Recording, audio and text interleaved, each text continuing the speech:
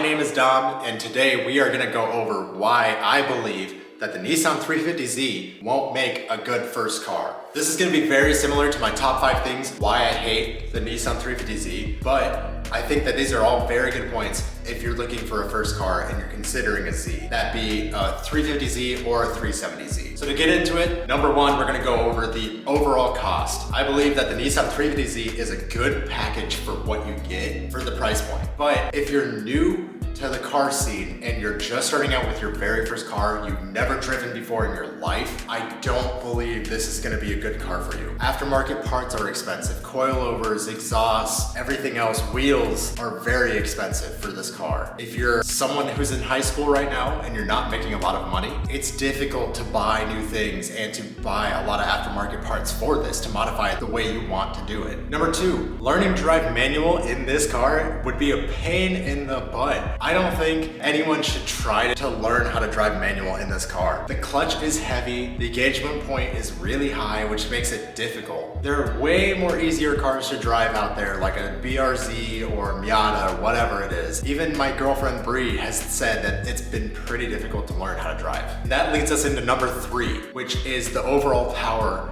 and the amount of torque that this car has. It's not some insane race car. It doesn't have 1,000 horsepower and a ton of torque, but it is a lot higher than a lot of other cars out there, especially for a beginner, which would make it more difficult to learn how to drive it. When you put your foot on the gas, it does kick a little bit. That can cause a lot of unnecessary movement in the car, which might scare you in the end. Moving on to number 4 is the cost for insurance for this car. Like I said, if you're a teenager in high school, working a part-time job at Walmart, Target, fast food restaurant, whatever it is, you're probably not making enough to afford everything that has to go into owning this car. One of those key aspects is gonna be insurance. Even though full coverage insurance on this car is not terribly expensive, it can be a lot for somebody who's not making as much. I only pay about $100 a month, but that's just on my insurance with a bunch of different discounts. You out there, if you're getting your own insurance, are gonna be paying way more for a sports car like this. For your first car, I do not recommend doing that. Get something that's easy, get something that's less expensive and won't take up more of your bank. That way you can have more money to spend on aftermarket parts for your car so you can keep modifying it. And finally, with number 5, we have that it's rear-wheel drive. Do not buy a rear-wheel drive car as your first car. Not a good idea.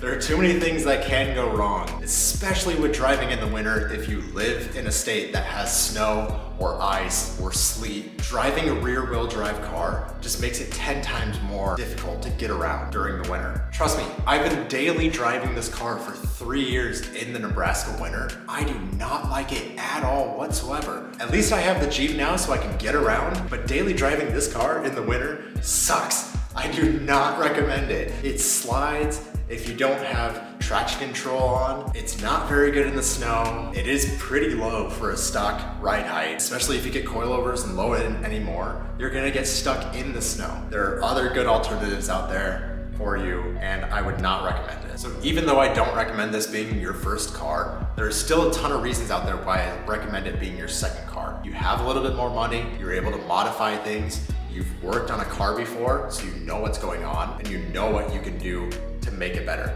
It's a great stepping stone to help you learn and to help you get better at modifying and working on cars. Now, I'm not gonna leave you empty-handed. I'm gonna go over a couple cars that I think will make perfect first cars for anyone out there on any budget that's looking for something that's easy to modify, inexpensive to own, and able to just drive around and not have to worry about. So number 1, we have the Honda Civic. This can be a late 90s, early 2000s to mid 2000s Civic. You can get an SI for $5,000, $6,000. These are inexpensive cars, easy to drive, very, very cheap to modify, very, very cheap to replace parts such as a clutch, an exhaust, whatever it is, and very inexpensive to own. Like I mentioned with the Z, insurance is not gonna be as high with the Civic as it will be with the 350 or a 370Z. Relating to that is the Honda Prelude. I think that they make really good first cars that are inexpensive just like the Civic, but they're a little bit sportier. The only issue is that it's gonna be a lot more difficult to find a good quality Prelude that's still around, that's manual, that isn't just completely wrecked. Going into number 3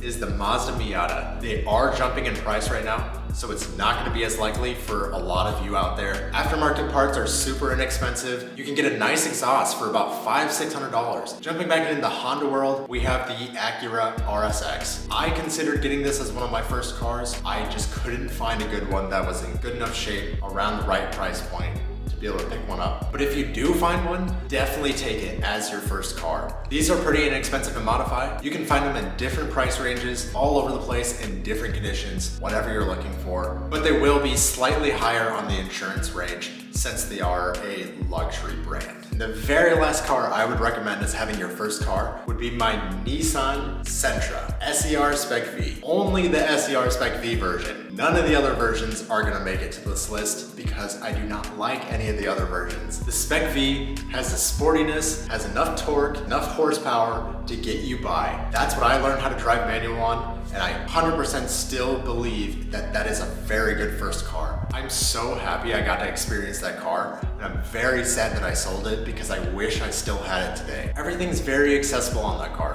which makes it really easy to modify and to learn how to work on. If you're just learning how to work on a car, that's gonna be a great car to start on. That will lead you to something more like this, or something even higher, anything else that's out there. All right, guys, let me know in the comments down below if there's any others that I'm missing from my list. Also, make sure to put what your first car was and why you liked it or disliked it for anyone out there who's looking at that car as their first car. Make sure to come back next week for another 350Z or Jeep video, and I'll see you in the next one.